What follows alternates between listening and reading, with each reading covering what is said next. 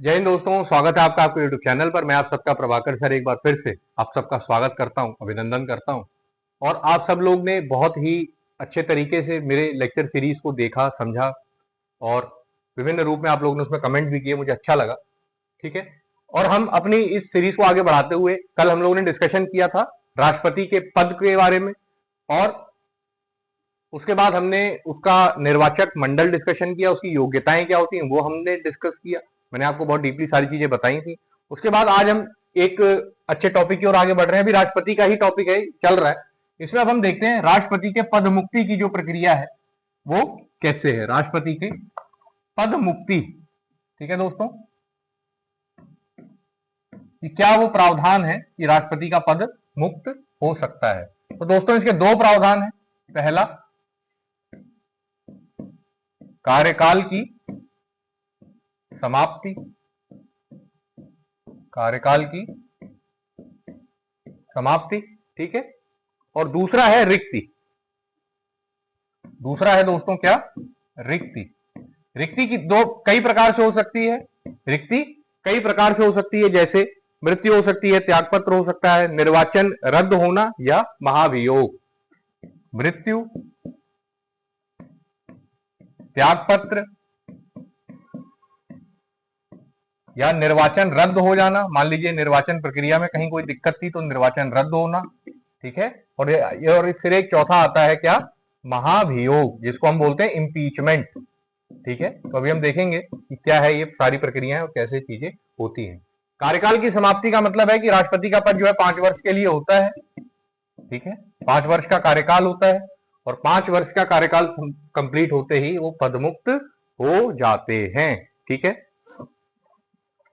ठीक है। और जब राष्ट्रपति का जो कार्यकाल समाप्ति की ओर होता है तो उससे पहले ही चुनाव प्रक्रिया संपन्न कर ली जाती है, क्योंकि जो देश के राष्ट्रपति का पद जो है ये किसी एक दिन के लिए भी खाली नहीं रखा जाता। ये व्यवस्था हमारे संविधान में करी गई है। तब आप कहेंगे कि सर ठीक है, चुनाव कार्यकाल जो है कंप्लीट होते हुए वो तो हमको मालूम है कि वो स्थिति को कंप्लीट होगा तो उससे पहले हम चुनावी प्रक्रिया कर लेंगे। मान लीजिए किसी दुर्घटनावश राष्ट्रपति की मृत्यु हो गई, ठीक, तब क्या होगा? तब ऑफिस कौन संभालेगा? आपातकालीन परिस्थिति में। तो ऐसी परिस्थिति में एक हायरार्की बनी हुई है हमारी, ठीक है ना। राष्ट्रपति की एक हायरार्की बनी हुई है कि राष्ट्रपति का जो पद है वो कौन संभालेगा। राष्ट्रपति है, मान लीजिए वो नहीं है तो उपराष्ट्रपति संभालेंगे, ठीक है। मान लीजिए उपराष्ट्रपति भी नहीं है तो कौन संभालेगा? मुख्य न्यायालय के chief justice of India, supreme court के सर्वोच्च न्यायालय के जो मुख्य न्यायाधीश हैं वो संभालेंगे। ये भी नहीं है तो कौन संभालेगा? वरिष्ठ न्यायाधीश। वरिष्ठ न्यायाधीश कहां के? Honourable supreme court. Supreme court का जो एक कोलेजियम होता है ना, तो उसमें न्यायाधीशों का एक वरीयता क्रम सेट होता है। उनकी वरिष्ठता सूची, एक वरिष्ठता क्रम जो है कि कौन सीनियर है कौन जूनियर है, उसी के अनुसार सुप्रीम कोर्ट में मुख्य न्यायाधीश का चयन भी होता है। तो एक कोलेजियम है, उस कोलेजियम के तहत जो भी वरिष्ठ न्यायाधीश होंगे वो होंगे। और मान लीजिए ये भी नहीं है, इसके बाद कौन बनेगा? तो इसके बाद हमारा संविधान मौन है, इसके बाद कोई व्यवस्था नहीं बताई गई है। और ये व्यवस्था इसलिए नहीं बताई गई है दोस्तों क्योंकि आज तक संविधान हमारा 1950 में लागू हुआ और आज तक ऐसी परिस्थिति नहीं बनी कि जिसमें हमारे ये सारे एक साथ गायब हो जाएं। जैसे हमारे राष्ट्रपति भी ना रहे, हमारे उपराष्ट्रपति भी ना रहे, मुख्य न्यायाधीश भी नहीं है, वरिष्ठ न्यायाधीश भी नहीं है, ऐसी आज तक कोई परिस्थिति नहीं बनी। तो इसलिए ऐसे तो फिर ये बहुत लंबी सूची हो जाएगी। तो इसलिए वरिष्ठ न्यायाधीश तक का क्रम हमारे संविधान में बताया गया है, ठीक है। और यहां तक बात सिर्फ एक बार पहुंची है अभी तक। मोहम्मद हिदायतुल्ला, मोहम्मद हिदायतुल्ला एकमात्र सीजेआई है, एकमात्र सीजेआई है, चीफ जस्टिस ऑफ इंडिया, जिन्होंने राष्ट्रपति का पद संभाला। इसका मतलब कि राष्ट्रपति और उपराष्ट्रपति दोनों नहीं थे, तब सीजेआई जो थे, तत्कालीन सीजेआई मोहम्मद हिदायतुल्ला, उन्होंने राष्ट्रपति का ऑफिस कुछ दिनों के लिए, कुछ समय के लिए संभाला था, ठीक है। उसके बाद ये चीज हमने देख ली। उसके बाद मैंने आपको बताया था पदमुक्ति के दो कारण, एक तो कार्यकाल की समाप्ति और दूसरे में एक कारण बताया था कि रिक्ति। रिक्ति किसी प्रकार से भी हो सकती है, मृत्यु से हो सकती है, ठीक, त्यागपत्र से हो सकती है। तो यदि त्यागपत्र की बात आती है तो राष्ट्रपति अपना त्यागपत्र किसको सौंपेंगे? भाई राष्ट्रपति से ऊपर कौन है? त्यागपत्र किसको सौंपेंगे बताइए? क्या कह रहे हैं? ये तो सोचा नहीं हमने, पूछना पड़ेगा ना। राष्ट्रपति जो है अपना त्यागपत्र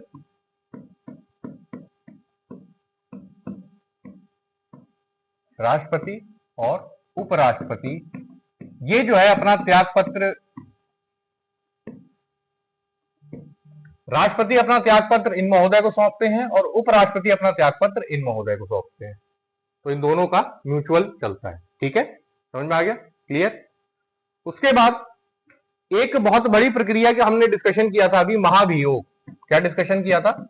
महाभियोग। तो ये भी मैं आपको बताता हूं कि महाभियोग होता क्या है। ये वर्ड जो है इम्पीचमेंट, कैसे इसकी प्रक्रिया चलती है और किस आधार पर महाभियोग को लगाया जाता है, ठीक है दोस्तों। तो हम महाभियोग की बात करते हैं। महाभियोग अनुच्छेद 56 और अनुच्छेद 61 में, दो अनुच्छेद में इसका वर्णन है। अनुच्छेद 56 आर्टिकल 56 और अनुच्छेद 61 आर्टिकल 61। इन दो आर्टिकल्स में इंपीचमेंट की प्रक्रिया, महाभियोग को हम बोलते हैं इंपीचमेंट। इंपीचमेंट,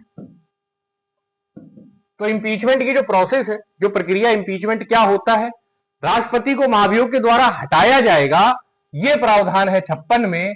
और इंपीचमेंट की प्रक्रिया क्या होगी, महाभियोग की प्रक्रिया क्या होगी, यह प्रावधान हमारे अनुच्छेद 61 में है। तो 56 में क्या है दोस्तों कि महाभियोग द्वारा हटाया जाएगा, महाभियोग द्वारा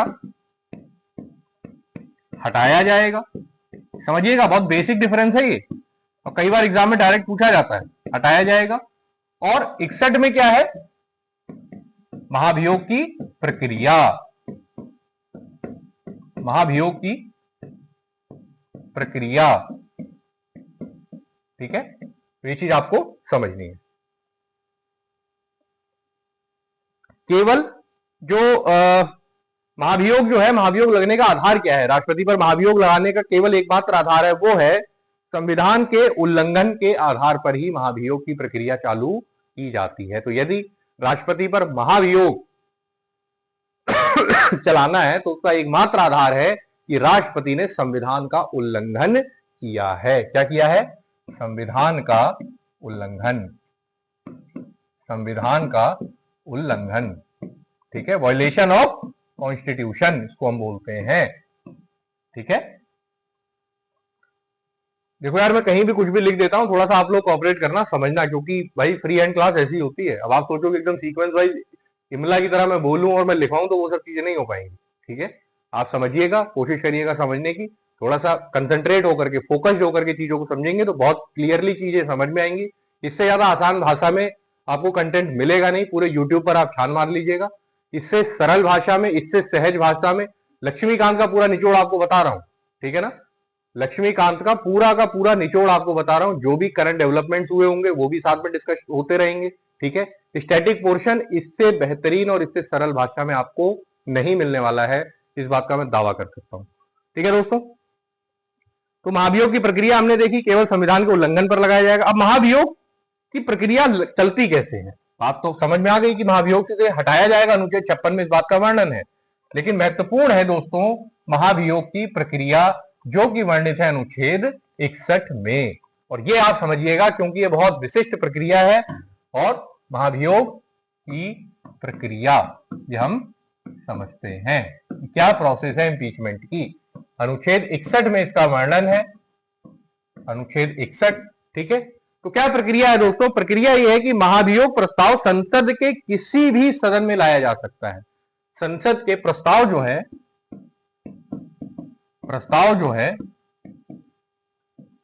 संसद के किसी भी सदन में, चाहे वो राज्यसभा हो चाहे वो लोकसभा हो, किसी भी सदन में लाया जा सकता है, ठीक है।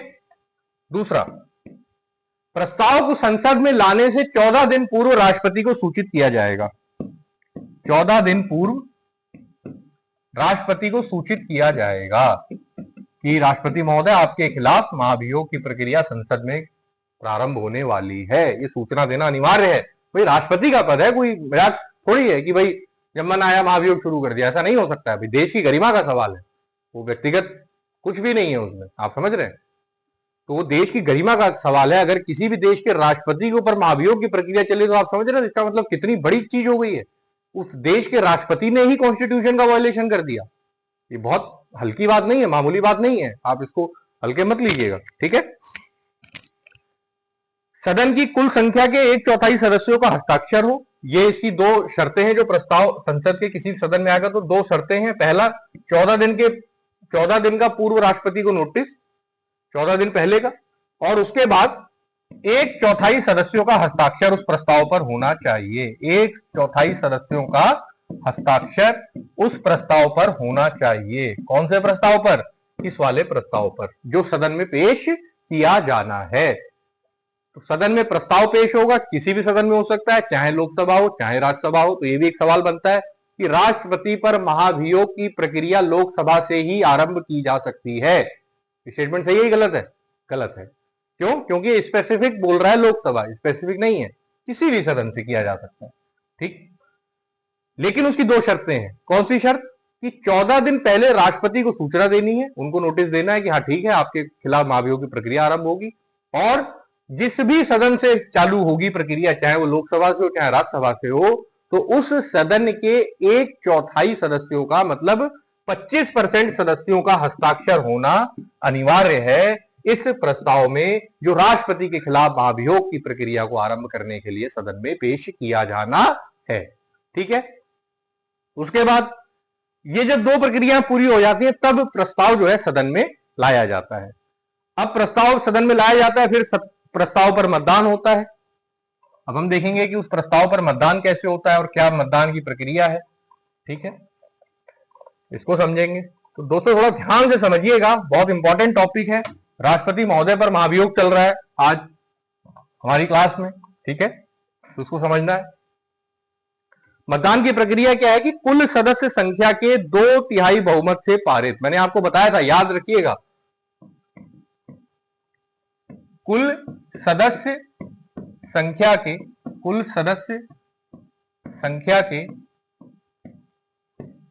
2/3 बहुमत से पारित। 2/3 बहुमत से पारित।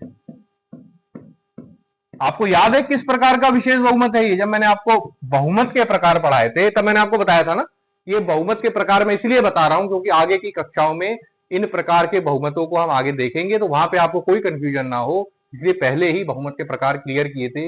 इसमें साधारण बहुमत था, विशेष बहुमत था, और विशेष बहुमत के 3 प्रकार थे। पहले प्रकार का विशेष बहुमत, दूसरे प्रकार का विशेष बहुमत और तीसरे प्रकार का विशेष बहुमत। तो ये जो था आपको जब मैंने वहां बताया था तो मैंने बताया था तीसरे प्रकार का विशेष बहुमत है। तीसरे प्रकार का विशेष बहुमत। यदि आपको कोई डाउट हो कि विशेष बहुमत क्या होते हैं तो आप प्लेलिस्ट में जाकर के पॉलिटी एंड कॉन्स्टिट्यूशन की जो प्लेलिस्ट बनी है उसमें वीडियो होगी बहुमत के प्रकार, उसको आप जाकर के देखिएगा। उसमें बहुत बेहतरीन तरीके से जितने भी हमारे बहुमत होते हैं, साधारण बहुमत क्या होता है, विशेष बहुमत क्या होता है, ठीक है ना, वो मैंने वहां पे डिस्कस किए हैं। तो 2/3 बहुमत से ये प्रस्ताव पारित होगा, ठीक है। यदि प्रस्ताव दूसरे सदन में लाया जाता है, दूसरे सदन में भी प्रस्ताव को इसी प्रक्रिया से, जैसे एक सदन में प्रस्ताव आया, ठीक, उस सदन से पारित हो गया, तो फिर वही प्रस्ताव दूसरे सदन में जाएगा और उस सदन में भी 2/3 बहुमत से यदि प्रस्ताव पारित होता है तो राष्ट्रपति के पास ये मैसेज चला जाएगा कि भाई प्रस्ताव पारित हो गया।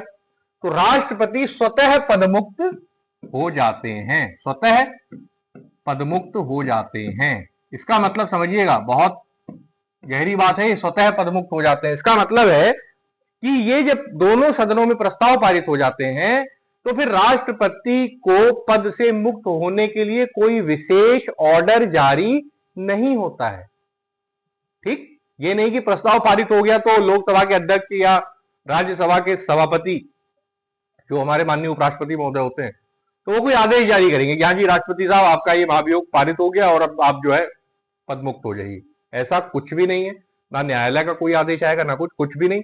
बस ये एक मैसेज चला जाता है राष्ट्रपति के पास कि आपका जो है आपके खिलाफ महाभियोग की प्रक्रिया आरंभ की गई थी, वो सफल हुई है, 2/3 बहुमत से वो प्रस्ताव पारित हो गया है। तो राष्ट्रपति स्वतः जो है पदमुक्त हो जाते हैं। इनको पद से हटने के लिए किसी प्रकार का कोई भी आदेश जारी नहीं होता है। ठीक, बहुत बड़ी प्रक्रिया है ये। ठीक है, उसके बाद राष्ट्रपति को संसद के दोनों सदनों के द्वारा अलग अलग कुल सदस्य संख्या के 2/3 बहुमत से पारित प्रस्ताव के आधार पर पदमुक्त किया जाता है, जिसे महाभियोग कहते हैं। सिंपल प्रक्रिया महाभियोग की ये है। तो आशा करता हूं महाभियोग की प्रक्रिया आपको समझ में आई होगी। अनुच्छेद 61 डायरेक्ट क्वेश्चन पूछा जाता है दोस्तों कि राष्ट्रपति पर महाभियोग, राष्ट्रपति को महाभियोग द्वारा हटाया जाएगा, इसका वर्णन किसमें? 56 में। महाभियोग की प्रक्रिया का वर्णन किसमें है? 61 में। ठीक है दोस्तों, तो आशा करता हूं राष्ट्रपति के महाभियोग की प्रक्रिया आप लोग को बेहतरीन तरीके से समझ में आई होगी।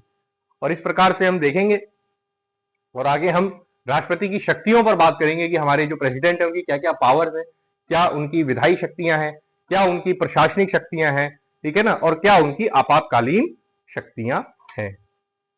ठीक है दोस्तों, तो इस प्रकार से राष्ट्रपति की शक्तियों पर हम बात करेंगे और समझेंगे कि कैसे राष्ट्रपति के पास जो 3 प्रकार की पावर्स हैं, पहली है प्रशासनिक, दूसरी है विधायी और तीसरी है वीटो। तो ये जो 3 पावर्स राष्ट्रपति को दी गई हैं, इनका हम डिस्कशन अपने अगले सेशन में करेंगे।